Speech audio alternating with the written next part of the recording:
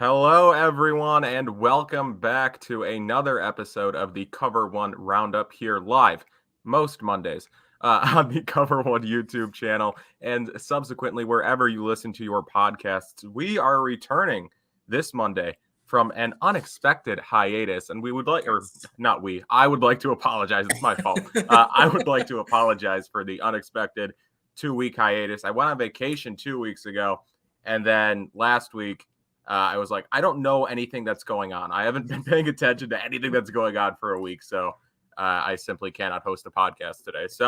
But we're back today. And what are we going to be doing today? That's a great question. We are going, or my co-host, David Fox, and I don't know if I introduced him. That's David Fox. Yeah, how are you?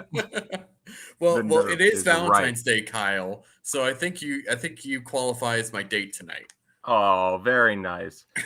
I should have brought flowers. That's my beef. I mean, honestly, in fairness, I've had worse dates with men. So, talking about football for an hour or so, pretty solid. This is the life. So what we're going to be doing today is going position by position on the Buffalo Bills roster and determining what are the Buffalo Bills' biggest positions of need entering the 2022 offseason. And then at the end of the show, we will be ranking them. And then we will next week make a free agent big board based off of what we've determined to be their biggest positional needs in this podcast. So it's kind of a two-parter in a way, but also not really. And we want your help in constructing not only the big board next week, but the rankings today. So I'll get into it in a couple minutes, the ranking system that I've devised here. And then I'll have a vote, David will have a vote, and then the chat will have a vote, which will determine the label that we are putting on each positional group. And then we'll, again, rank it all at the end. So it's going to be a very nice, I'm sure, streamlined process. I'm sure we won't get on any tangents because we don't do that on this show. Never. Not once. I was going to say, like, given the we're getting topics, on one right now. That's given the content of, or given what we're going to be talking about, this could easily be either a 30-minute show or like we could be pushing up against the air raid hour if that's going live tonight. I'm not sure if it is, but if so, we may overlap a bit just because we might get on tangents and not be able to stop. But also we have to start out with everyone's favorite topic. What did Josh Allen do last week? That's what I called it, right? Or did I call it what did Josh Allen do this week? I don't even know. WDJADTW. Very easy. Rolls off the tongue. Right. The best acronym. It's what did Josh Allen do this week? This is the segment where we talk about what did Josh Allen do this week? And I was worried, right? When I pitched this segment, I've expressed concerns in the past about this segment because I introduced it, I think, it might have been the last episode of the season. It might have been like regular season. When I introduced like the last week of the regular season. It wasn't great timing, right? Because I even said on the show, I was like, we're very soon not going to know what he's doing on a weekly basis. So we're just going to be going off tweets or guessing what he's doing. But I forgot that he is an NFL superstar and he will be covered to the nines and he will appear on ABC, as you can see the watermark there. I didn't even have to credit the photographer. I just credited the corporation. Gabe and McKenzie. I'm not tangenting. Spin, we'll get to that, but it was a great episode. We'll get into that later. I didn't even see that. I might have to look. It was hilarious. We're getting on a tangent now. Okay, so Gabe Davis and Isaiah McKenzie were on Hot Ones, and the last segment, spoilers for anyone who watches Hot Ones consistently and didn't watch this. If you are a Bills fan who watches Hot Ones, I'm sure you have watched this already, but if you haven't, spoilers. So one of the segments was hosted by a Bills fan, and he just gave Gabe Davis trivia questions about fishing, because I guess Gabe Davis is a huge fisherman, and Isaiah McKenzie was there to help. And so the guy would just ask questions, and Isaiah McKenzie would be like, okay, let's think about this one. We need to think about it. And Gabe Davis just like, shut up. No, I know this. He got it immediately. I have a horse in my throat. So David, could you cover me for 1 second as I clear this? Yeah, it's not surprising that Gabe Davis is a renowned Fisher person, given that he went to UCF, and anyone who's anyone in the middle of Florida is kind of just like redneck by default in some form or another. Really?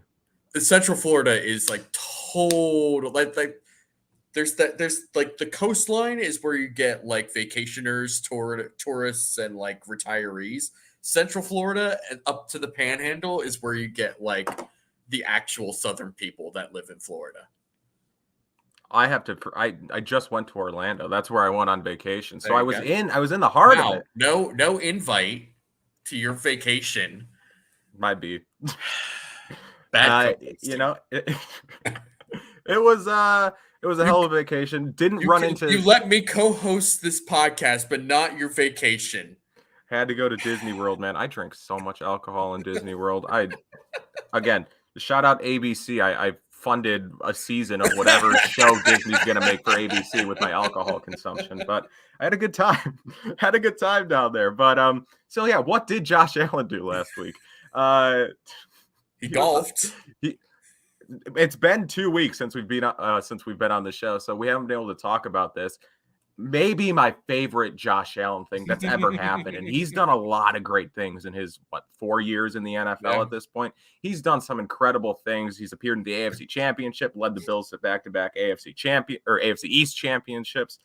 He's done some great things, but my favorite thing that he's ever done is after being named a Pro Bowl alternate.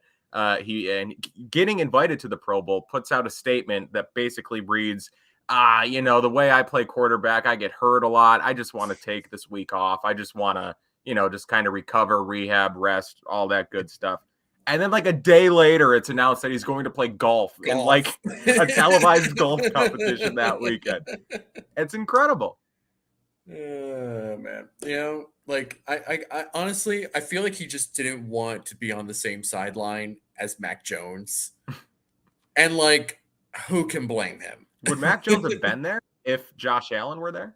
That's a very good question. I do not know the answer. All I know is Mac Jones was there and did a gritty, and I hate myself for watching that. I tried to watch the Pro Bowl on the plane ride home, and I couldn't. Not in that there was no reception on the plane, but in that I couldn't watch the Pro Bowl. It was so stupid.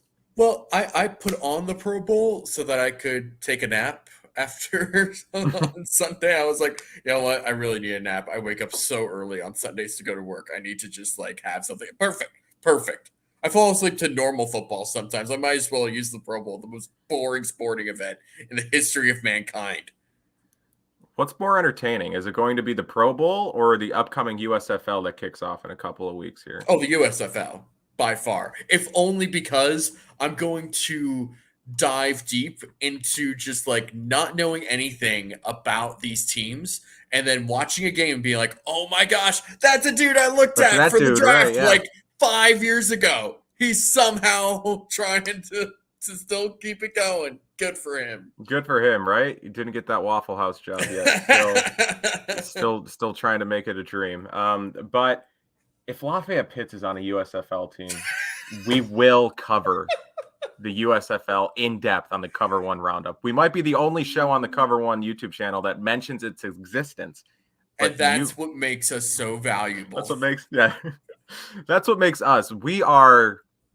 I would say the Aaron Donald of Cover One, but that seems like a bit too high of praise. I'll say we're the Jalen Ramsey of the Cover One Roundup. Sure. I mean, I'm sure that's what Sebastian Joseph Day, who we're probably most like, probably thinks of himself as. That's okay. Also, Josh Allen this week did a bunch of interviews, and he joked about overtime rules. Okay, thank you. That's what Josh Allen did last week. Okay, now moving on into ranking the Buffalo Bills' biggest positions of need as we enter the offseason. So, as I said off rip, I have divvied this up into 3 different categories that we will be placing on each position group. Those categories are we good. That's pretty self-explanatory, right? Just we good. Like they don't really need to add anyone necessarily. We don't necessarily think the Bills will be adding any player at that position in the offseason. Next category, you do you. Which is, Brandon Bean, you do you. If you want to add a dude, sure, go for it, but you don't have to. Spend that money elsewhere. Save up for Devontae Adams, right? Save up for Tyrann Mathieu trying to get to Baltimore, according to TikTok right now. Spoiler. And the next category is please seek help. These are this is the category that we're placing on positions that you guys are talking about in the chat, I'm sure. Yes, that's the designation we will be placing on positions where the Bills desperately need to add not only bodies but talent. They need to improve at those positions. So is there any place better to start out than the quarterback position here? I think that's essentially where we have to start out. I agree. All right. I think they need to upgrade a quarterback. I mean, clearly, Josh Allen isn't it. Despite the 10-minute opening segment about him, we clearly tell he's the problem. He's the problem. He's the Josh Allen is not a problem. He is the problem. Someone clip that, send that out. Make me Bills Mafia Twitter enemy number one. Okay, no. We are going to have to put one of the two like actual designations on this. What did I call them? Either you do you or please seek help. Not because they need they don't need a starter. They need a backup. They just need a guy. They need a body there. Like, because what if Josh Allen goes down? Right, because like Mitchell Trubisky is gonna get his shot in free agency, especially with this draft class of quarterbacks looking like actual trash. Really, someone's gonna take a chance on Trubisky and be like, we just need someone to be here and not make us look like fools for a year. But then the other thing is, you have Davis Webb, who like you never actually want to see in game action, because even in the preseason now. Yeah, but and he went to the Giants, but like he's also somebody that like even in actual game action, even in like the preseason, that dude was. It's a good thing he was considering coaching, because you don't want him on an NFL field. You just don't. But there are, I would say, you do you. No, we're gonna go with please seek help, because they just don't have anyone. They truly just do not have anyone there. So they, like, by default, need to do something. Right, yeah. That's the thing. This is the one position where, like, really our opinion I don't think matters, because they need a backup quarterback. They need to have another guy active on game days. Like, I think the only other quarterback, I have the depth chart up right now. I think the only other quarterback on the roster right now is Mitchell Trubisky, who, as you said, is not going. He's not going to re-sign. If he does, I would be shocked. But no, so as you said, I'd be very happy with bringing Mitchell Trubisky back. Like, absolutely, having an actual like former NFL starter who's like kind of average. Like, I'll take that as your backup. I'll take that all day long. If Mitchell Trubisky is the Bills' backup quarterback next year, he has to fire his agent. Simply into the sun, not even just.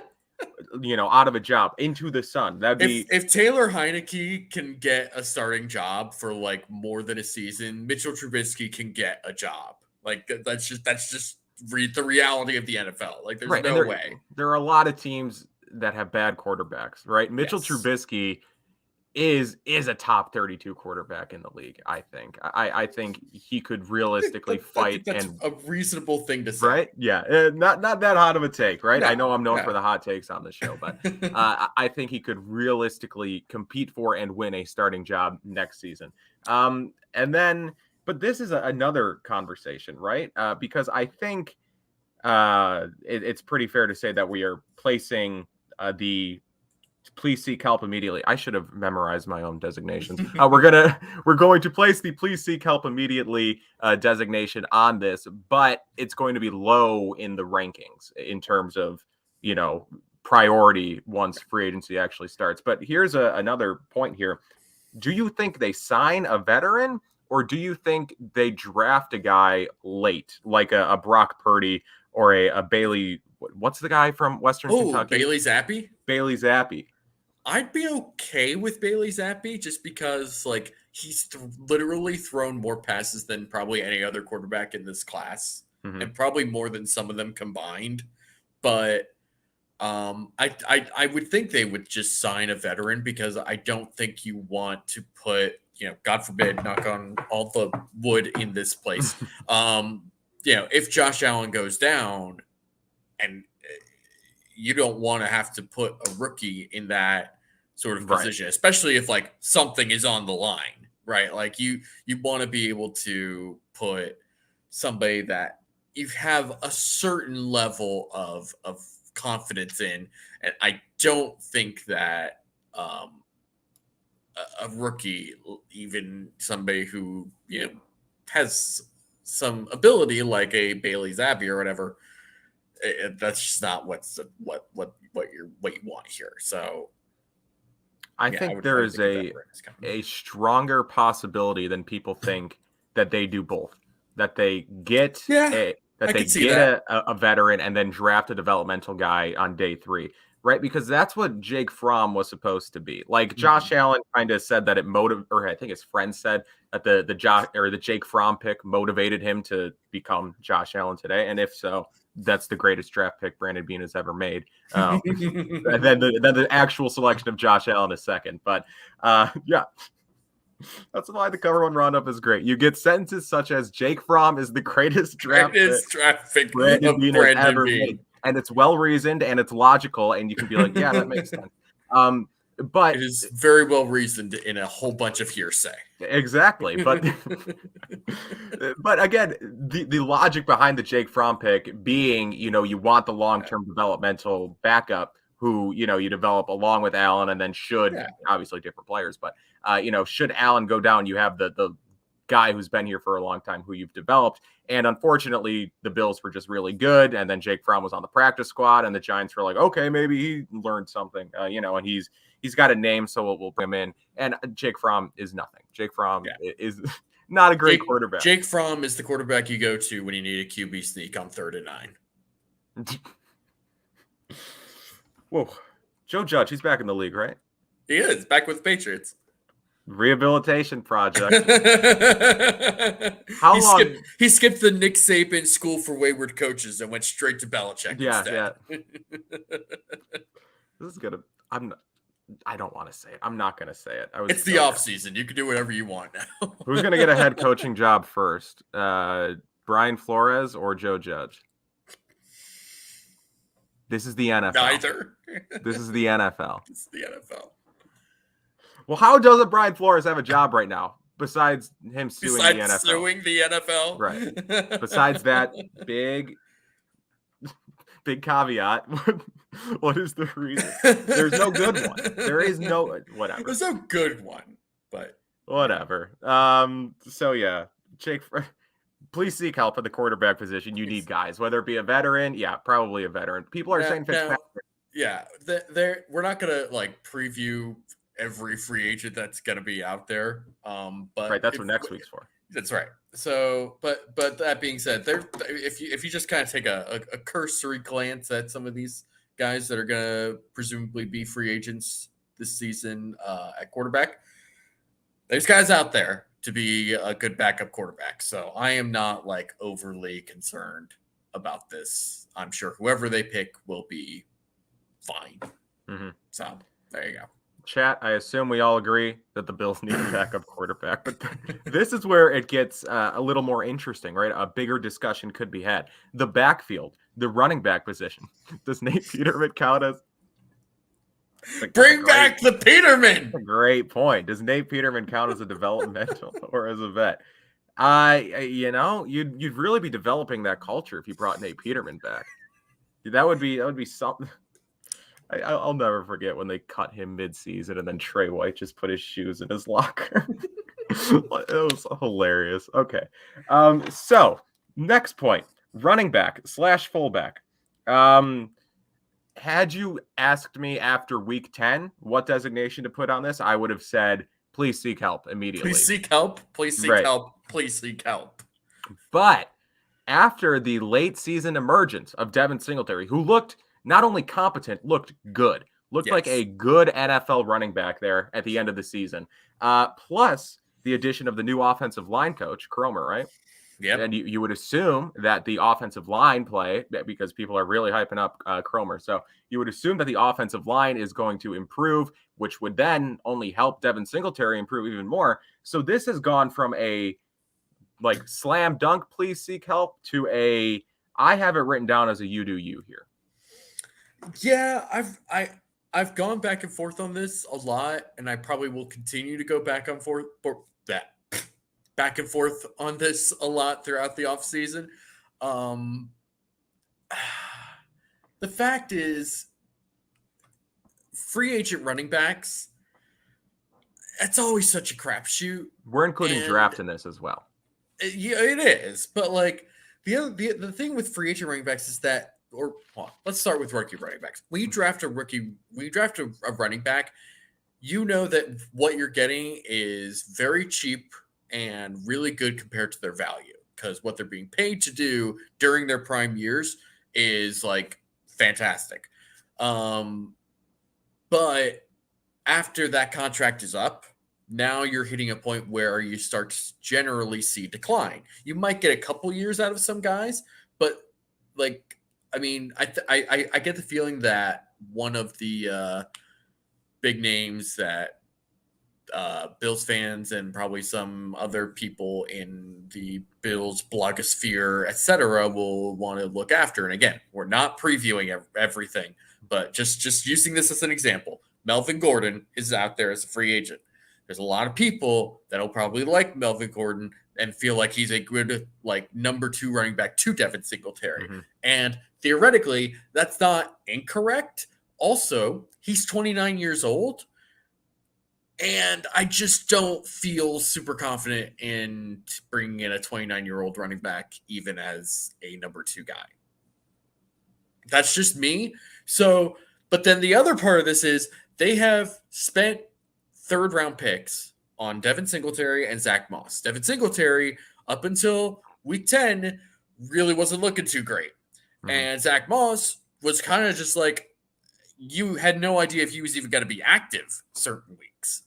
And that's jarring in its own sense, but it's even more jarring when you consider that Zach Moss, even for all of his issues as a runner and as a receiver, he's a really good pass blocker. Like, genuinely great pass blocking running back. For a team that throws as much as the Bills do, that in itself should be of a major value. And the Bills were just like, nah, he truly doesn't offer enough as a runner or a receiver to make up to counteract his like it's a mess. So that being said, this is going on forever. This is why we're about to push against the air raid hour. But Dawson Knox was not a complete project either after year 2. And while he kind of came along quietly at the end of the season in 2020, there was no guarantee that Dawson Knox is going to break out this year. And then he did. And he was great. I mean, he was setting like Bills tight end records, which like is kind of a low bar because the Bills have literally never had a good tight end. Other than Scott Chandler. Scott Chandler. He was a Bills legend. He was there. And like Pete Metzelaars, if you want to go back that far. But those guys were just like okay or decent. They weren't like amazing. And Dawson Knox has the potential to be like easily the best Bills tight end ever, which is like pretty cool. But so part of me just wants to say, trust in your coaching and your development to get something out of Zach Moss, because theoretically Zach Moss is a good complement, if not the perfect complement, to what Devin Singletary offers as a runner and as a receiver and as a pass blocker. But if he doesn't develop, then you're really only left with Devin Singletary and Josh Allen as runners. And I don't know what you do with that. So I'm kind of with you. You do you, Bills. If you feel confident enough in Zach Moss, I will ride that until you're wrong. But if you feel like you need some level of assurance, I'm with you. I understand. Should we talk about Reggie Gilliam as the fullback? Do we feel a need to? I think I'd rather do anything else in the world. Fair enough. Than talk about the fullback position, to be honest with you. He'll be here next year. Yeah. But I was riding the Zach Moss train early this season. There are me too. Multiple hours of me on this podcast saying he is the Bills' best option right now. Give him more snaps than Devin Singletary. Obviously, that is not how the season panned out. Devin Singletary is quite obviously the Bills' number one running back right now. And I don't know if I have seen enough from Zach Moss throughout his last 2 years in the NFL, especially not last season. I don't know if I have seen enough to say I am confident going into this season with Devin Singletary and Zach Moss as my two backs. And again, like you said, they have Josh Allen, right? Josh Allen's their main rushing threat. But like, I would also like your input in here. But I think I have to stick with you do you here for the designation because if they trust themselves, if they think they can develop Zach Moss into a player, into a serviceable complementary back to Devin Singletary, because like you said, I mean, hypothetically or theoretically that would work out, but it's just, can they get the most out of Zach Moss, which is something they have not been able to do thus far.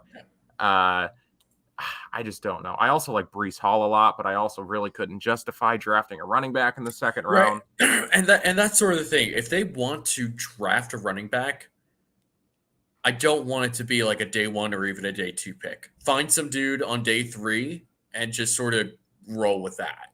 Because you can't spend another valuable pick on a running back and kind of justify it when there's other positions that need to be filled in with this team. I mean, this is let's be clear, very talented team. Arguably one of, if not the most talented team across the board in the NFL. But there's also, like any other NFL team, there's holes, there's problems, and they need to address those. And when you have those holes and problems, you need to address those with valuable picks. And running back is a hole and a problem, but it can also be fixed with a later pick if that's the route they want to go with. Right. And running backs they kind of pop up or, they fall through the cracks. I mean, look at Elijah Mitchell this year. I mean, they drafted Trey Sermon in the 3rd round, and they were just like, nah. Right. Like, as much as I love, there's a lot of good running backs in this class, right? Kenneth Walker, Breece Hall, a lot of good backs. But I don't think the Bills need to spend money on it in free agency or even invest a relatively high draft pick on it. I think the Bills could get away with adding a guy either late in the draft or even undrafted and, see what happens. So I think they add someone, but I don't think it's anyone like who's making a lot of money, whether that be through a large contract or through being picked high in the draft. So I'm going to hit it with you do you as I write this down like I'm in 3rd grade. Okay. Got to keep track. Got to keep notes as I go. All right. So we're now moving on to the wide receiver position. I said this could either take 30 minutes or this could take an hour and 30 minutes. And we are on the 3rd position and we're 30 minutes in. We're rolling along. We're rolling along. All right. The wide receiver position. What did I write down here? I wrote down you do you because we have seen enough out of Gabe Davis, in my opinion, over the last 2 years. Gary Herman. Thank you so much for the super chat. Right, shout out. Running back pick is a non-starter. I agree. Every good quarterback will have a successful running back based on play action. I tend to agree. I agree that I do not see the Bills investing a high draft pick in the running back position this year, given what we saw from Singletary, and I think to an extent they still like Moss. Kyle, are you using a different color crayon for each position? Close. You're laughing because you know it's true, and you just got called out on. I have highlighters. Different. Yes. Different colored highlighters. I've been exposed. That's like 6th grade. That's a little more mature than 3rd grade, right? We're allowing like highlighters. Freshmen in high school, right? We're allowing some highlighters. Look good. Allowing highlighters in the classroom now. All right, so we've seen enough from Gabriel Davis that he is the number 2 receiver going into next year, in my 100%. Opinion. He's just an incredible player, in my opinion, and I'd love to see. I'm almost scared for other teams. What is Gabriel Davis going to do when he is the actual number 2 receiver, right? What did Gabriel Davis do this week? Hashtag new segment, Cover One Roundup 2022. We could do it. He probably fished. He probably fished and told Isaiah McKenzie to shut up. If we ever get a soundboard, that is our number 1 sound. It's just Gabriel Davis saying, Isaiah, shut up. Talking about fishing. Shut up, dude. But yeah, Stephon Diggs, we know who Stephon Diggs is, what his game is. Gabriel Davis, I saw a whatchamacallit, a graphic. That's what it is. When they put the things together, the pictures, job, it's a Kyle. graphic. Uh, from I think it was PFF, and it was like the 2020 receiving class was insane, and Gabriel Davis, of course, was part of that 2020 receiving class, as were the likes of CeeDee Lamb and Laviska Shenault. That's how twisted my brain is. Laviska Shenault, right? We're not going to talk about Justin Jefferson. Let's talk about Laviska Shenault. That's my guy. Laviska's still my guy. But Gabriel Davis was in that class, and a Bills fan obviously responded to the graphic asking, "Where's Gabriel Davis?" Which Gabriel Davis is not in that tier. I'll give him that. But somebody responded, "He had one good game," and I was like, "Excuse what? you? Tell me you've never watched the Buffalo No. Bills play without telling Gabriel me you've Davis never watched the Bills has play." not only had more than just one good game, he had a historic game in the playoffs.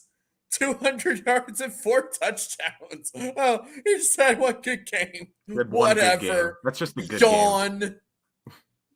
Love to see it. And then Cole Beasley. There's some, dialogue about Cole Beasley, whether or not he'll be back. I think he'll be back, maybe at a reduced salary, but I do think he'll be back next year or on a restructure, whichever. But outside of that is where it gets a bit foggy. Emmanuel Sanders has expressed interest in coming back if he is to play another year. He has said that he wants it to be in Buffalo.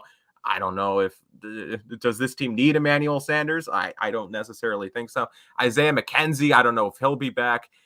He might command a payday. I don't see Isaiah McKenzie taking a hometown discount, team-friendly deal 3 years in a row. I have to imagine, even with the number of receivers that the Giants have at the moment, Isaiah McKenzie's going to the Giants, right? Like, Brian Dable loves him too much to just let him go in free agency or whatever. Anyway, that's just me. That's true. Gabe Davis' biggest games are during the Bills. I love Gabe Davis. That's all I have to say. Gabe Davis is a great player.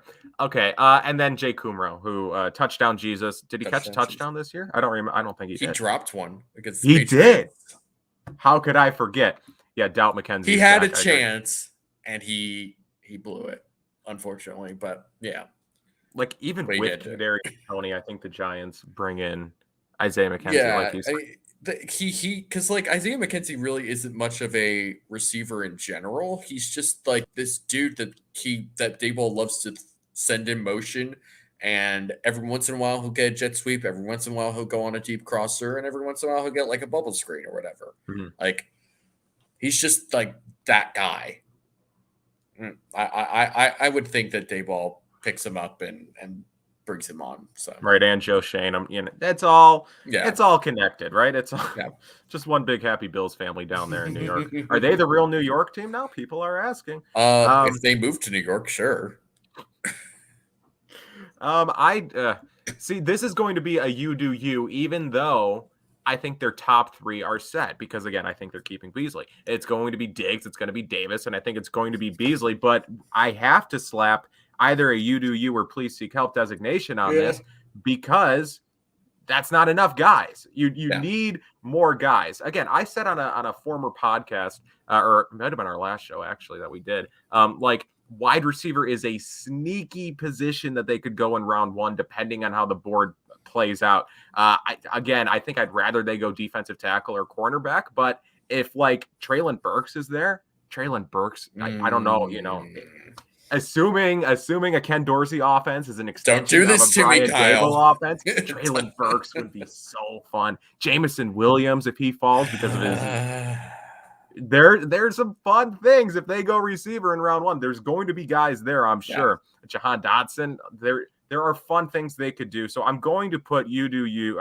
I'll let, again, you in the chat decide which designation we're putting on this, whether it's the more extreme one or the middling one. But I don't think they sign anyone, right? This team isn't in the position to make another Emmanuel Sanders-like signing, right? A veteran who, you want someone to, because you have Gabriel Davis. You don't need someone to platoon with Gabriel Davis because you're just hurting Gabriel Davis at that point. So, but I do think they draft a guy, maybe not in the first round, but on day 2 or day 3, and you see what happens. So what designation are you putting on this? Yeah, I'd probably say you do you, just because I would think that they end up doing something, whether that's drafting or bringing in someone as free agent. Even if there's guys in free agency where they might not command an overly large salary. So I think free agency is still an option, but I could definitely see them drafting another receiver this year. We're going to slap it with the you do you designation. Now, this is a controversial one. I've said that for every single one.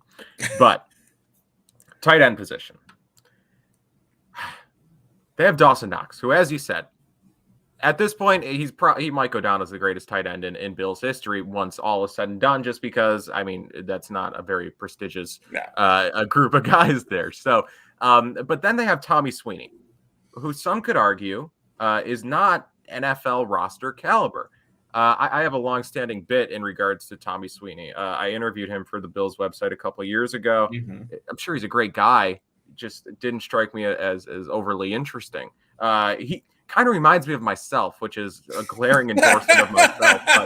But he just likes the Grateful Dead, kind of a weird-looking, unkempt dude. I like Tommy Sweeney, but and he also wears glasses, doesn't he? Yeah, weird glasses. I have like semi-fashionable glasses, I would say. He has more like, I found these are my dad's. I found them in the drawer. Like, that's his vibe. But again, everyone's got a type, I guess. But Tommy Sweeney, I don't know if he's going to make the roster next year. And I did see some, I think Eric tweeted out a couple weeks ago that Ken Dorsey and Cromer in their past offenses have utilized a lot of 2 tight end sets. Yep. So that kind of propels that second tight end spot into a please seek help. Because if this team is going to be running a ton, not even a ton, just more tight end sets than 2 tight end sets than they typically do, you can't do that with Tommy Sweeney. You need a guy. You need someone better than Tommy Sweeney. Yeah, they need someone to, because is it possible that they stick with their 11 and 10 personnel type of offense? Sure. Do I see that actually happening? Not really. Yeah. I would have to imagine that the shift with Dorsey and Cromer coming in is just the biggest signal that they're wanting a second tight end. So I would be apparently from what I've heard, this is a good tight end draft class. The problem with drafting a tight end is that they almost never do anything in their first year, unless you're Kyle Pitts and you're just a freak athlete who can also play receiver. So I would not say drafting a tight end is the right move. I do think that there are more than enough guys in free agency that are available that would fit what the Bills want to do on offense. So I am with you. This is a please seek help. Get yourself tight end 2, and let's run some 12 personnel. I think that's going to be, if not the basis, at least mentioned in a film room this week, is the potential second tight end. We're teeing you up, Eric and Anthony. Grand synergy here at Cover One. We got some OJ Howard talk in the chat. Spotrack has an OJ Howard value. OJ Howard. He has been in the doldrums of Tampa, severely underutilized. That man is one of the best athletes at tight end, maybe in the history of the NFL, and he has been completely underutilized for the last 7 years going back to college. Spotrack is wrong. I think OJ Howard might get a little more than $2.5 billion as well. OJ Howard is coming off of an injury, though, which I think might drive his price down. And that guy was a top 12, top 15 pick a couple of years ago. Yeah, because he was in that same draft with who is it? Njoku and Evan Ingram. Yeah, 2017. Yep. And then why does he suck? Great question, John. We'll get back to you. David, how would you feel about the other Tampa Bay tight end potentially coming home? Cameron Brate? And the timing just worked so well. that could not possibly have been in response to us, but the timing just worked so well that as soon as I even mentioned the idea, we get a comment. Stop with the Gronk talk. I have a bet going with one of my friends. I said, look, if Gronk plays next year, I would say 60% chance he retires, 40% chance he's a Bill. I see no other outcomes. Well, then I hope he retires. I'm not here for the corpse of Rob Gronkowski to trot out there. I can't do it. Hey, it's a good story though. It's a great story, and I'm sure stories, I'd write something about it during training camp, but that's about it. See, it's just I just want it to happen because I want to know how quick the turnaround would be, regarding Bill's Mafia to, then starting to like him, as opposed to, would he, I don't even know what I'm saying. I'm just saying words at this point. Would Bill's Mafia embrace him, or would, they kind of be hostile towards him, even though he's a hometown guy who is, at least at one point, was good. They would be hostile to him until he scores his first touchdown and does that spike in a Bills uniform, and then they'd be like, yes, this guy is amazing. We love him. See, but the thing is, though, is like the classic, he would have more genuine wing takes than any Buffalo Bill who has ever had wing takes in the past, because he's from here, right? He would be like, oh, no, this is my favorite spot. I've been eating here for years. But like people would still be like, no, you're lying. You're not you're lying, but I don't care. I want it to happen. I just want to see what would happen. How would Bill's Mafia respond? You're here for the psychological aspect of Rob Gronkowski in Buffalo. Yes, and then I'm launching another podcast, the psychology of Rob Gronkowski, and then he would co-host it, and it would be produced by Barstool Sports. Oh boy. Okay, moving on. This might be our first Trey White off the top rope on Gronk. If that's what we get, right? I want the Trey White Rob Gronkowski meeting video posted by the Bills social media team in that locker room. I want it to be as awkward as possible, because there probably is still bad blood there. I mean, let's be honest. That was a disgusting cheap shot on a rookie Trey White at that point. But I don't know if it's gonna. I said it's 40% chance it happens, 60% chance it doesn't, and that's a at Kyle Silagyi guarantee.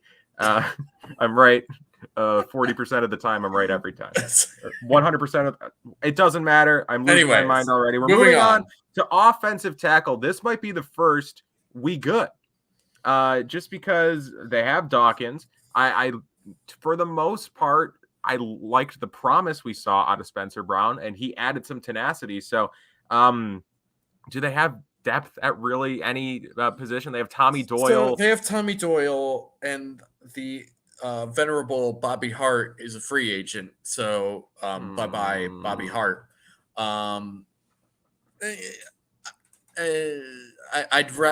want one more tackle. So I guess I'd say you do you. But I mean, as far as starters are concerned, I am 100% in on Deion Dawkins and Spencer Brown, especially with Aaron Kromer coming in, because Aaron Kromer with a freak athlete like Spencer Brown gives me certain things that I'm not allowed to say on a podcast. So I'm very excited about that prospect. I mean, Tommy Doyle came in as an extra blocker last year, caught a touchdown. Touchdown, Tommy. So he's the new touchdown Tom.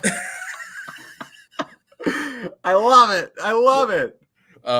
So I like Tommy Doyle as a backup. I think they should get someone else just as a emergency type of player. So I guess I would say you do you. It's not a huge we need to desperately get another tackle with free agent money or a high draft pick, but get someone out there. See, I agree. I fundamentally agree, but I kind of just want to put we're good. If you want to put we good, I'm good with that. Hey, look at that. Again, more Let's do brand synergy here.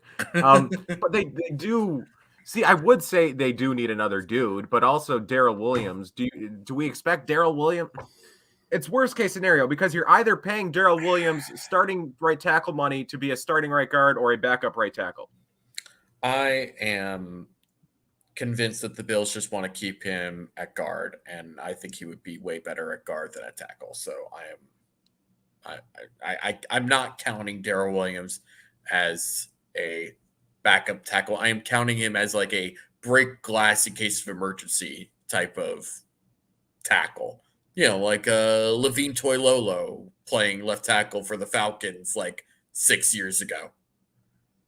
Levine Toilolo is a tight end who had to play left tackle for the Falcons a couple of years ago. I'm 24 years old. I'm too young for the niche football references about the Atlanta Falcons. A great team though, great organization. Williams is too chubby, says Jean-Christophe Bordeaux. First of all, what?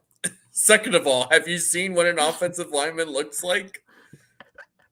I mean, I understand the point you're trying to make here, but like, I know, but I love the critique of an offensive lineman. Too chubby. Again, I know what he's saying. It's just right. It's No. We understand what's being said here. To say it about an offensive lineman. It's just kind of funny. It's just a little funny is all. Right. And when we have the critique of John Feliciano being too skinny, different guard, he's too big. All right. I'll put you do you. Interior offensive line, please seek help. Are we in agreement there? I think the chat has basically offensive guard is a bigger need than offensive tackle. Yeah. All right. We'll talk about the interior of the offensive line here. We'll do something brief.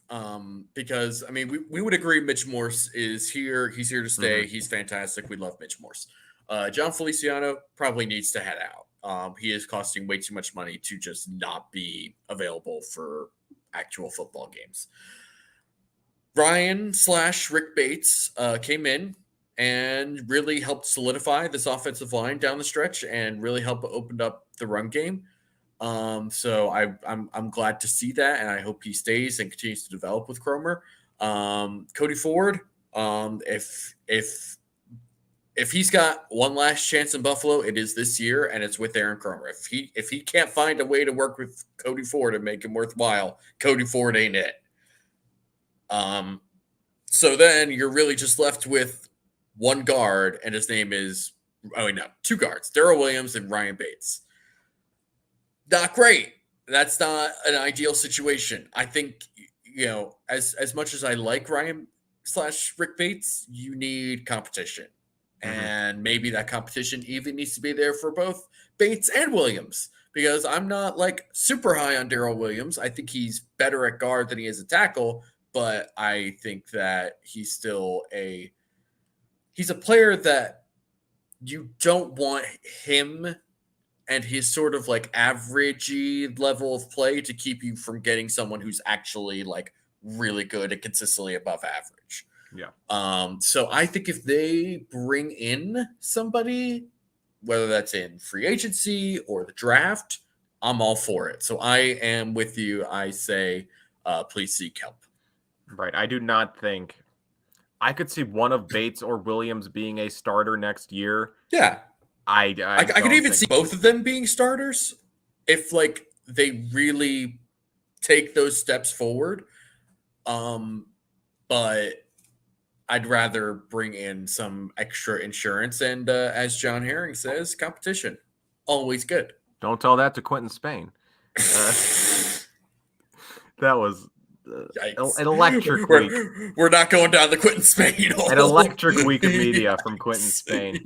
And Ryan Bates is a restricted free agent, right? Yes. As Jean or Jean-Christophe is writing here. I was going to do the intro in French today, but I didn't. Do you speak French? Un petit peu. That's something in French. Okay. Bonjour. There we go. Second round tender. I don't. That seems a little high. That seems a little high for Ryan Bates.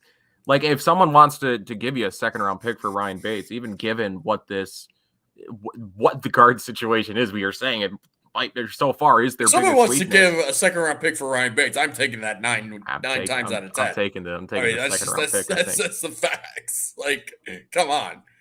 And I think the second-round tender is like $3.8 million or something like that for 1 year. I'm fine with that. Yeah, I'm fine with that. It's not. I would like it to be less, but I'm fine with that, honestly. And if they, again, this is a position where they need to bring somebody in, if only just to compete and keep that competition going. But I feel good enough about Ryan Bates. And the other thing that chat is bringing up, Feliciano gone, Bates is the backup center. We've seen Bates be the backup center, and that's important. It's important to have someone like that who has that positional versatility like Ryan Bates. So right, and he can also play tackle. He can do anything. Yeah, like that I think is where you kind of get the ultimate value from Ryan Bates. Is like, yes, he helped solidify this line at guard at the end of the season, but he's somebody that can move around, and I think that's sort of where you can more or less justify the second-round tender tag for him. If the Bills don't tender Bates, does he become an unrestricted free agent? I believe so. I believe that is. I think they need to do something in order to protect him. I think that's also a Greg Thompson. That's a great question because he knows more about this than anybody else. Right, and that brings on our mystery guest, Greg. Could you imagine? No, but yeah. Again, I don't like the guard situation. They need guys. I don't like Cody Ford, but like you said, if someone I don't like the situation either. It's just that this is what it is, and they need to they need to bring people in. They need to bring at least one, if not multiple people in here. So yeah, right. I said defensive tackle and cornerback earlier as potential positions for the first round. I could also see guard quite easily. Somebody wrote up here, Kenyon, I lost the tackle. Somebody suggested a guard that I would be fine with in the first round. So moving on, which is another position of either you could really convince me on any of the three categories, to be honest, but it's defensive tackle. Ed Oliver really came on last season, especially toward the end of last season. He was really, let's be honest, he was consistently very good throughout the entire season. You still got it. I still have the sign. It's right here. Ed Oliver is good. Hell yeah. Really, he took a step forward as Harrison Phillips started seeing more snaps alongside him. Harrison Phillips really took a step forward, but he unfortunately is a free agent, so he's going to have to be re-signed. I don't think Star Lotulelei is coming back. Let me find the depth chart here. Vernon Butler, I also don't think he's coming back, and Justin Zimmer, we'll see what happens in his recovery. So currently on the roster, guys who I think will be back next year are just Ed Oliver and Harrison Phillips. And Eli Anko. All right, they just re-signed whatever his name, because that's Futures guy. And like low-key, he kind of made some plays when they had him active during late in the season. Like, I'm not saying he's like some breakout superstar or, sleeper or whatever, but like as a depth guy, I'm okay with that. So there's something there at least behind Ed Oliver. But like, I don't know about you, but like this is a please seek help, because I mean, in my opinion, they need to re-sign Harrison Phillips. And based on his market value, it should probably be doable. After those two and Eli Anko, there's nothing like that. There's not like, oh, there's nothing. No, literally, there's nothing. Like if you're not bringing back Star Lotulelei, or he's going to retire or whatever, it's looking pretty grim. And I think it's been a discussion among some Cover One peoples that like defensive tackle could end up being their first round pick this year. And I'm all for that because they need somebody to just be there, and they need to really get somebody that's like good and can contribute right away. They can't have somebody like, oh, well, we'll just put a sort of put him on the bench for a bit. We'll let him learn. It's like, no, you need somebody who's like, can come in right now and do something. And I mean, as far as free agents go, I haven't really looked into it yet, so I'm not really gonna comment too much about that. That sounded like I was gonna go somewhere, and then it ended up going nowhere. That's for next week. You're right. teasing for next week when we will have names, right? We'll have receipts next week. JC writes, low 2 cut is too expensive. And then Nathan says, Star's probably going to retire. Yeah, I may have said that I think they're going to cut him, but I think it's more likely that Star makes the decision for the Bills. Yes, I'm chalking this up as a please seek help because, again, they need guys. I do think they bring back Harrison Phillips, and Ed Oliver, I think, is going to continue that development. But, if they just draft another one tech, if they draft a dude just to eat up blocks, and then, I mean, there are still people who are saying Ed Oliver isn't living up to the hype. Well, draft those people are wrong, but whatever. Well, one, they're wrong. Two, draft a big dude at 25, and Oliver's going to live up to that hype. I know Anthony Braska has talked about this on Disguised Coverage that, I mean, the way the Bills defense runs, they don't bring in big guys like a Star Lotulelei to be these like two gapping type of guys. In order to be that type of guy or for them to do that, they would have to want to do that. They don't want to do that. They are a like penetration. We're getting upfield and making plays. I would love for them to bring in a big space-eating nose tackle because I really think that would free up not only Ed Oliver, but it would also free up Tremaine Edmonds to make plays, more of those splash plays that people are just begging to see out of him. But that requires a more fundamental change on their defensive philosophy than I think they're actually going to do. So I think defensive tackle is a big need. I think the way that I would like to see them go about it is not what's going to actually happen. So, that's how it is with a lot of unfortunately, that's on the Bills. I'd like them to do this interesting thing, but RJ writes, if the hype is Aaron Donald, no. If it's a top 5 defensive tackle, yes. No one is Aaron Donald. And that's the thing is the hype coming out of Houston, right, was he is, as close to Aaron Donald as we've seen. But it's like Aaron Donald is a different beast, and he has been a different beast for a long time. There are people talking right now, is he the greatest defensive player of all time? Has he usurped Lawrence Taylor, or can he usurp Lawrence Taylor when all is said and done? Ed Oliver is not in that tier, but there is no one else in that tier. Aaron Donald is in a tier of his own. So, but yeah, Ed Oliver is very good. Not Aaron Donald, but no one's Aaron Donald. So, but yes, I agree. Please seek help at the defensive tackle position. Get bodies. Get good dudes. Don't just get dudes. Get good dudes, which would hypothetically help you create more pass rush. And moving on, defensive end. This is a hard one because do I want better players here? Yes. Do I necessarily think they are going to add a lot of players, let alone a marquee guy, whether it be through the draft or through free agency? I don't think so, because you have Jerry Hughes, who's on an expiring deal. I don't see Jerry Hughes leaving. I would be genuinely shocked if Jerry Hughes leaves. Retires is one thing. If he leaves, I would be surprised. I think it's most likely that he comes back on a 1 or 2 year deal.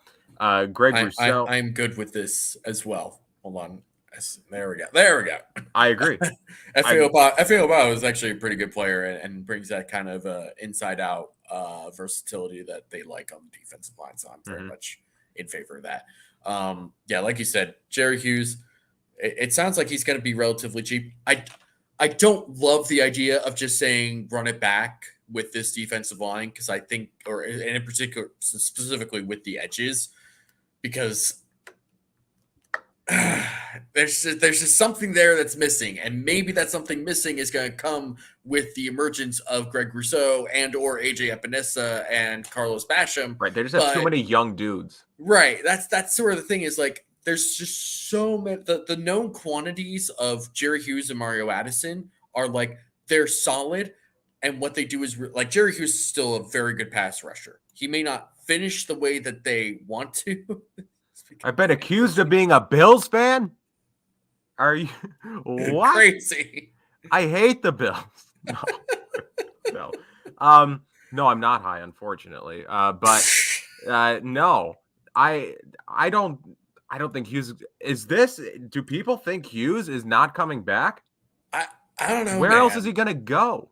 I can't see other. I mean, maybe he goes back to the Colts. Maybe the Colts. I didn't know. Thinking the longest tenured Bill who has helped shape this culture. I didn't know that was a hot take that that. Yeah. Listen, I'm all for bringing Jerry Hughes I think back. he's gonna be Not back everyone personally. is gonna be a fan of that, but like, especially if when you start diving into some older, some not older, some statistically inclined analysis, let's say, and our friend Aaron Quinn, or whatever you want to call him. I don't know. Is he a friend? Is he a friend of anyone? Does Aaron He Quinn doesn't like me, does but Aaron have friends? Like I don't really. I feel he like seems Greg to is like like Greg. Yeah, Greg is his like work wife, so I guess he has to put up with Aaron. But I don't know He if has Aaron colleagues. his colleagues. But Aaron really goes into some of the more statistically inclined analysis, and it shows that like uh, Jerry Hughes still got it. He may not finish the way that everyone wants him to, and that is a problem. Don't get me wrong. I would love to see him bring his feet on a stack like once in his life, but he's still a very good pass rusher, and I think he's still got at least a year, if not 2 years left. So I am all for bringing back Jerry Hughes for. I think his market value is like 3 million. I could even see that being end up being less. I mean, I don't think it actually will, but I could see it happening. So I am all for Jerry Hughes. I just there's the problem with the edge position is that there's just so much unknown outside of the two veterans who they will probably end up bringing back in Hmm. Mario Addison and Jerry Hughes, and those are solid players. And Mario Addison is a solid player. Jerry Hughes is a very good pass rusher, just doesn't finish a lot. It's the three young guys that they got to figure out who they're going to be. And if Epinesa doesn't take another step, I was definitely on the train that I thought Epinesa was going to be a good player in year two. And outside of a Tua Tagovailoa injury, he didn't really do much of anything this year. Right. And Greg Rousseau was like a surprising contributor for this defense as a whole because he was so weirdly good as a run defender, which is not something you expect for somebody who played wide receiver and safety in high school and spent 1 year in college as a defensive end. You don't expect him to be like technically refined as a run defender, yet there he was. Yeah. But as a pass rusher, you still got a ways to go. And part of me thinks like, hey, maybe he'll have that breakout season as a second year guy. Part of me is like, is that really something you want to rely on when you're trying to make a Super Bowl run? I don't know. It's really frustrating. So It is. It's hard to discuss. I still can't get over the Jerry Hughes talk. Like I thought this was. I'm genuinely shocked that there are people who don't want Jerry Hughes back. Like people want Tremaine Edmonds at edge. So what do you this want to regime, I could be misremembering things, but I feel like this regime is loyal for the most part, Yeah. like outside of Kelvin Benjamin, but Or Quentin like Spain. and Quentin Spain, right? But like, think of Kyle Williams, think of Lorenzo Alexander. Jerry Hughes is more in that tier than he is in Yeah. any of these other Yeah. tiers. Jerry Hughes has been here forever. Thank you, I Spin. People forget this. Yeah. Yeah. yeah. Yeah. Hughes back if super cheap and doesn't start. Oh, I don't think he's gonna Look, start. yeah. Let's be clear. Hughes, the Bills like to rotate on the defensive line anyway. So like calling someone a starter or whatever is kind of whatever. They would be playing like, I don't know, 60 or 55% of the snaps as opposed to like whatever people think of starting defensive ends play. But like the Bills rotate their defensive ends a lot. So like we're not talking about bringing Jerry Hughes back as like the guy. The guy needs to be like Greg Rousseau or AJ Epinesa. But if they don't, I would rather have a Jerry Hughes and a Mario Addison to, like there's a baseline with those guys. Mm-hmm. So Yeah. if we're gonna stick a pin in this, I'm gonna go with you do you, and I feel very uncomfortable doing that, but I think that's the only That's the only answer for me. I don't know. Right, because if you don't make any moves, you are banking on a lot of unknowns. Yeah. You're really trusting yourself to develop along Basham and Rousseau for him to take a step and for Epinesa to do much of anything. But again, there is so much potential there that you don't want to bring in like a Calais Campbell or a, I don't think they could afford a Chandler. Well, no, you don't. Who knows? You don't Who not bring knows? in Chandler Jones if you have the opportunity to because you have AJ Epinesa. That's not what you do. But like, I'll say you do you. That's what I'll leave it at because I could be convinced either way. Whatever they do, Brandon Bean can say one sentence in a Southern accent, and I'll be like, okay, they made the right move. Okay. The chat already hates me over my opinions on Jerry Hughes. Apparently. And they're not going to like this either. We're moving on to the linebacker position. I have this as a we good. Yeah, pretty much. I'd like to see another like backup linebacker. I'm assuming we're going to see some shifting at linebacker with AJ Klein and maybe Tyler Matakevich leaving. Who knows what they're actually going to do there? We saw Tyrell Dodson get re-signed to a 1-year deal, so he's back in the fold. I don't know what they're going to do with AJ Klein or Tyler Matakevich. You could make a case that both of them are overpaid given what they contribute, but both of them do good things and they're good players. So whatever. I would say we good as well. So right, and this isn't like with Edmonds, Milano, and then Dodson again. What they play nickel more than they play anything else. So 3 linebackers. I think Matakevich will probably be back, whether it be on an altered deal. But I think he'll be back. But he's a special teamer, so I think you can afford to run with 3 linebackers. Maybe. Again, there have been people in the chat saying that the Bills should move on from Tremaine Edmonds. I don't think this is the year you do it. Like absolutely not. I don't love Tremaine Edmonds. I don't think Tremaine Edmonds is a great player by any stretch. I think he is a serviceable to at times good or not middle linebacker necessarily, but a serviceable to good linebacker who I think sometimes the praise that he gets from some people is too strong, and sometimes the criticism he gets from some people is far too strong. I think, as is often the case, the truth lies somewhere in the middle. He is a fine player. And I don't think, given that you have this is his 5th-year option year coming up. I think you just roll with him this year. And I understand that if he balls out this year, you are going to have to pay him. But I mean, I'd rather have that situation than trying to develop another guy along to play maybe as well as Tremaine Edmonds would have next year. Yeah, I mean, you kind of just have to keep rolling with Edmonds. We all want to see more splashy type of plays from him, but there's a lot of stuff that he does that I don't think people quite realize or grasp or understand because football is complicated sometimes, and especially linebacker play and what linebackers are actually supposed to do.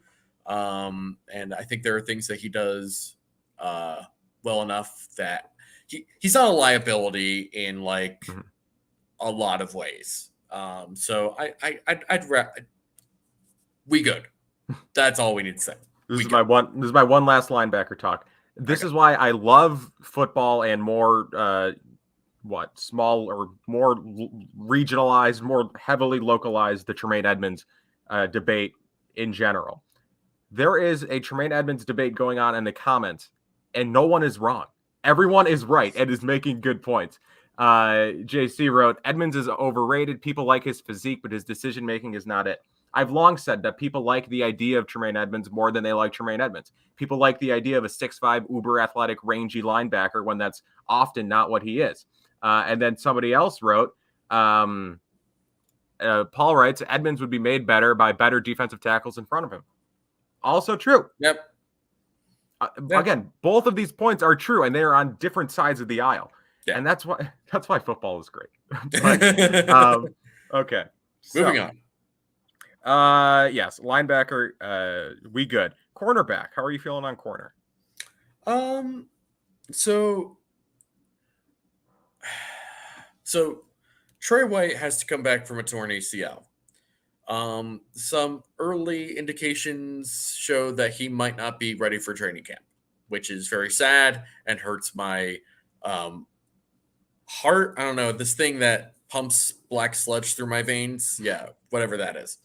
So Levi Wallace is probably gone, especially if the spot track market value is accurate and he actually gets 9.3 APY, which is absurd for Levi Wallace. And I like Levi Wallace, but they need to bring in, I think this is a please seek help.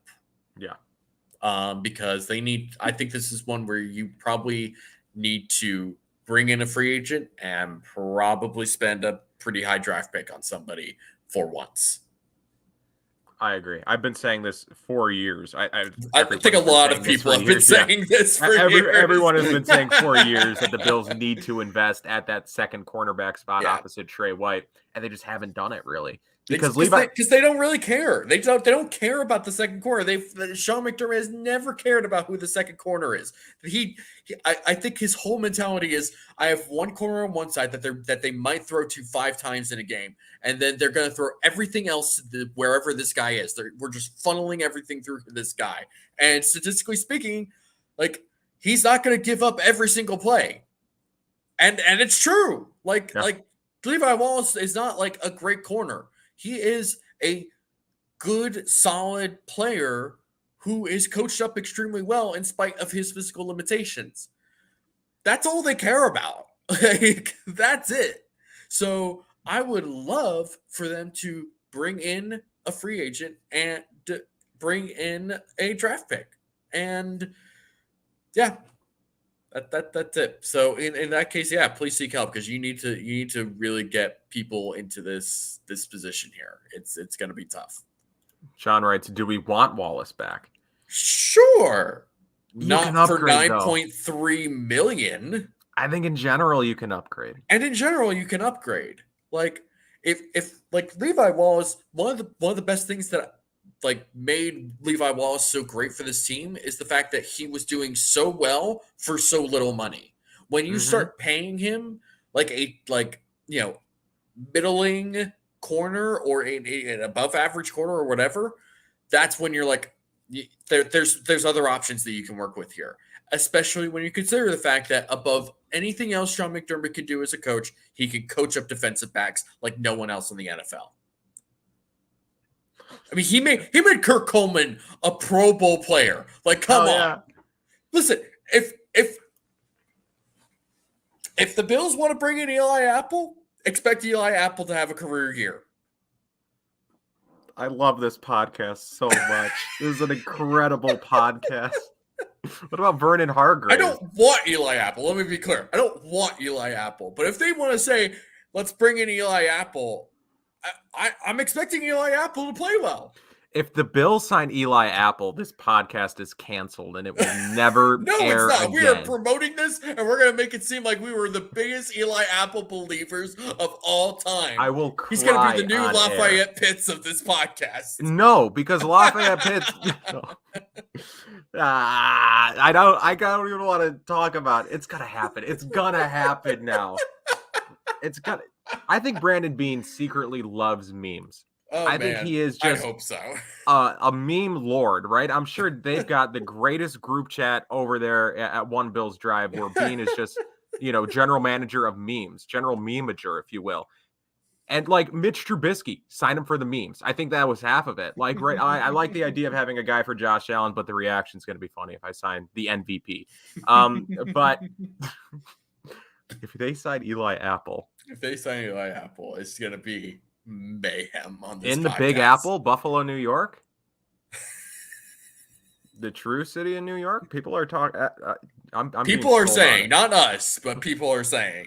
I'm being sold on it. Richard just writes, yeah, no Apple. I'd rather Eli Orange if you ask me. Okay, moving on. Safety. How do we feel about safety? We good? Yeah. Okay. I mean, what do we want to say? Like Micah Hyde, second team All-Pro. Jordan Poyer, first team All-Pro. Do you want to upgrade from that? Well, the only moves they make at safety, in my opinion, is they might extend one or both of these guys. I don't think they bring anyone else in, really. They might draft a guy later. Sure. But because I have heard, I think it was on the cover one, Salary Cap Spectacular, somebody said something to the extent of, like, they don't have anyone who can step up if one of them were to go down. I think DeMar Hamlin, like, I don't think he's not on this level, but I think DeMar Hamlin could play if needed, if we needed to play him. Developmental safety wouldn't be bad. I think that's what DeMar Hamlin is.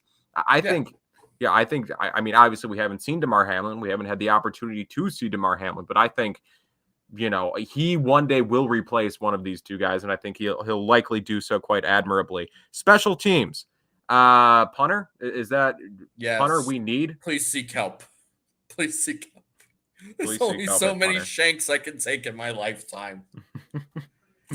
And Brandon Bean essentially said, yes, we are going to change at punter. Like, it's got to happen. And, like, whether that's drafting a punter, I don't know. Punt God? Listen, that he was also, can Punt God hold? Like, is he hold God? Well, here's the thing. Punt God was also the kicker. Is he kick God? He's both. He's leg God. That's what it is. Leg God? Teams God? Teams God. Can he snap? Oh my gosh, could you imagine someone who could snap, hold, and then kick all for himself?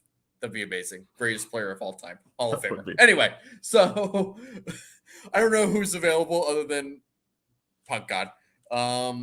But I guess draft one if you really feel good about it. I don't really know that many punters that are available in free agency. But this is kind of one where it's like, bring in whoever and hopefully it works out. I don't know who that would be, but we'll see. But regardless, please seek help. Please seek help. Because they need it. Reed Ferguson, long snapper. Any complaints? Not about his play. I really not about not about his play. That sounds like a story. No, Reed Ferguson seems like a perfectly adequate man. That seems like a fine guy. People seem to like him. Man, seems like a fine guy. Okay. We are now Tyler Bass. I like Tyler Bass. Yeah, we love Tyler Bass. Tyler Bass is cool. Right. Pro Tyler Bass podcast. That's right. All right. So to wrap up, we are now going to rank. We really are going to be. Yeah, we gotta do this quickly. Okay. So in the please seek help designation, we have placed tight end, interior offensive line, defensive tackle, cornerback, and special teams. And also, did I say quarterback? I don't know if I said quarterback, but also that. No. We have said, or we have placed in that designation, running back, wide receiver, offensive tackle, defensive end. That's it. I'm probably messing all this up. I also don't care. I can't read my own handwriting. Okay. And then we good, linebacker and safety. Okay, very cool. We're now going to rank where, number one through number whatever, in terms of what is the highest priority and then what is the lowest priority. We're not going to rank we good because we good, but all right. So what is the biggest need on this team positionally out of tight end, interior offensive line, defensive tackle, cornerback, and quarterback and punter? So I think it comes down to either defensive tackle, interior line, or corner. Are we agreed on that? Yes. Okay. So then between those three, what do we feel? Because I feel like it's either interior O-line or defensive tackle. You almost got... I think at the end of the season, the interior line played adequately. Okay. But also you need to protect Josh Allen. You can't just be adequate. I think if they leave this offseason without an upgrade in the interior of the line, I'm going to be sad. Though people are saying defensive tackle. Here's my thought. Like, I don't. Before Aaron Kromer came on, I was like, you can't run back this same offensive line. With him being on, I think you could come back with the same offensive line, and I think they'll be better than they were last year. So I don't think it's quite the same. Like, you need to. This is the number one priority to get new players in here. Whereas with defensive tackle, they need to get players in there, and they need to get new players in there. So I think defensive tackle is the number one priority for this football team. I've been sold. All right. So number one, defensive tackle. Number two, interior line. And then I'm okay with 3 that. corner. Yep. All right. 3 corner. All right. And then what else did we have in the please see category? We had quarterback. Tight end 2 and backup quarterback. Oh, tight end 2. All right. So is tight end 2 the 4th need, or is punter the 4th need? Probably tight end 2, right? Probably tight end 2. Or is running back, receiver? No, I'd rather put tight end 2. All right, because so because we, like, again, if Dorsey and Kromer are going to run the types of offenses that they've done in the past, a tight end 2 is not like it would be nice to have. It's like a necessity.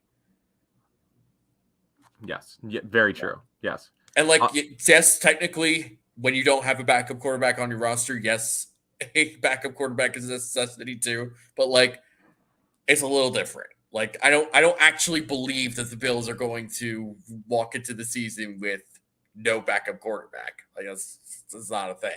Is punter a bigger need than backup quarterback? No. Okay, we'll flip-flop that. I tried to predict. I tried to... Because, like, look, I don't want them to bring back Matt Hawk. I'll be disappointed if they do. But if they do, whatever. I mean, there's only so many times a punter is going to bring back or even punt in this on this team. Whereas a backup quarterback, if Josh Allen goes down, God forbid, like, you need someone who's not going to derail your entire season. So there you go.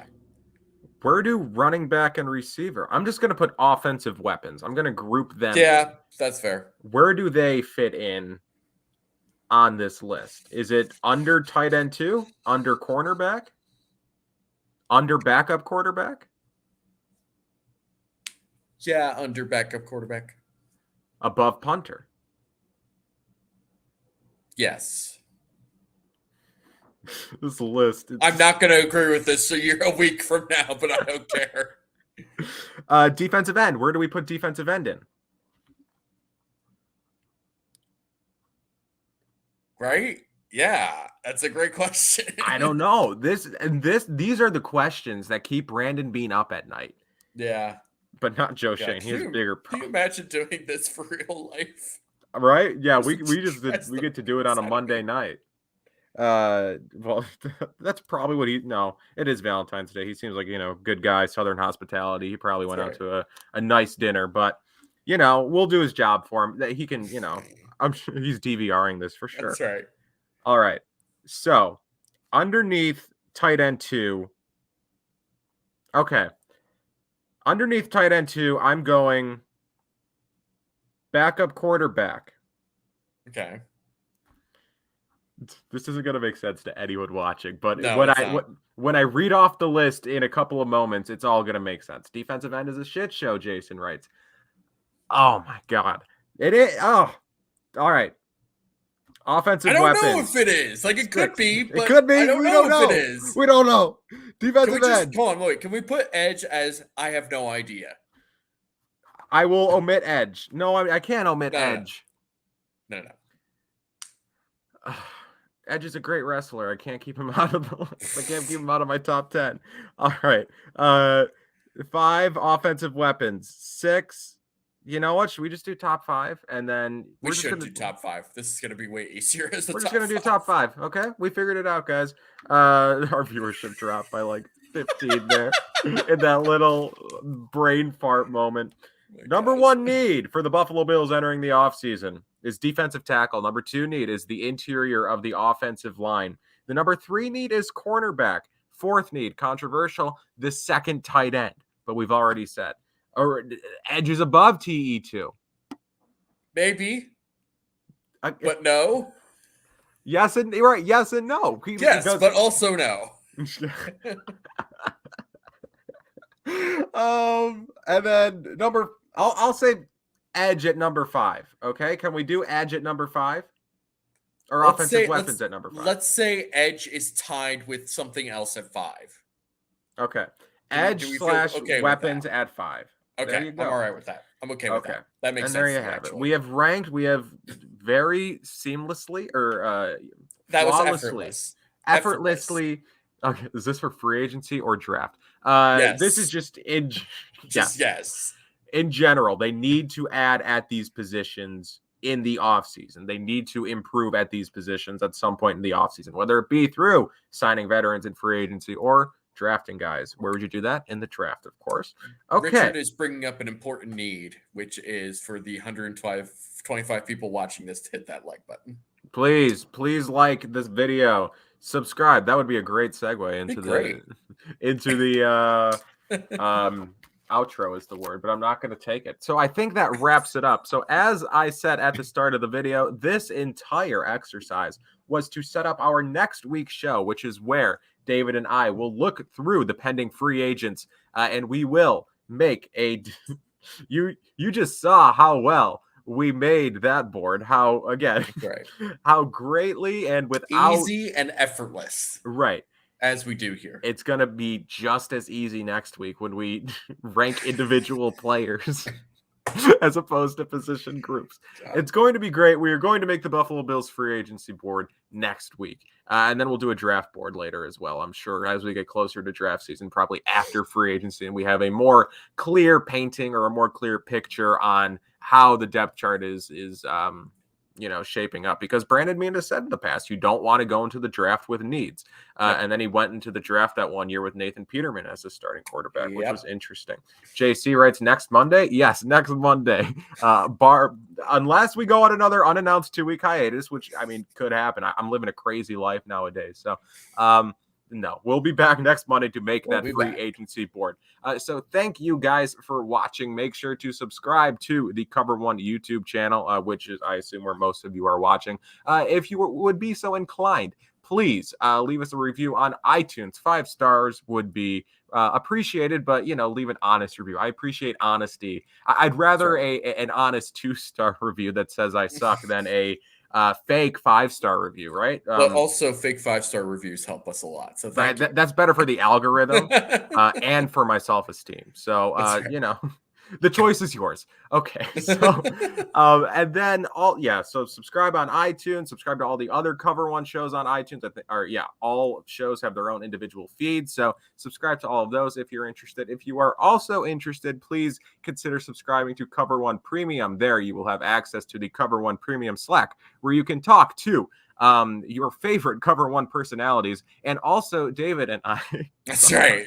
We are available to talk to on the chat. Also, there are hundreds of Bills fans who are discussing the Bills and just football, a bunch of other stuff all the time over there in the Cover One Premium Slack. Always some great insight and some great analysis, great conversations going on. So again, if you're interested, check that out. Thank you guys. I appreciate all these kind words coming from the chat, so we can do a fake 1-star review. I suppose I couldn't stop you. I could not stop you from leaving a 1-star review.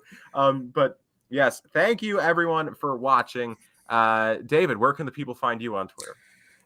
Y'all can find me at DFoxy, at DFAUXY. You will find some very lukewarm and boring takes about football in general. And hell yeah. That's it. You can find me on Twitter at Kyle Silagyi. And I think that wraps it up. So again, thank you guys for watching, and we will talk to you next week. Bye-bye.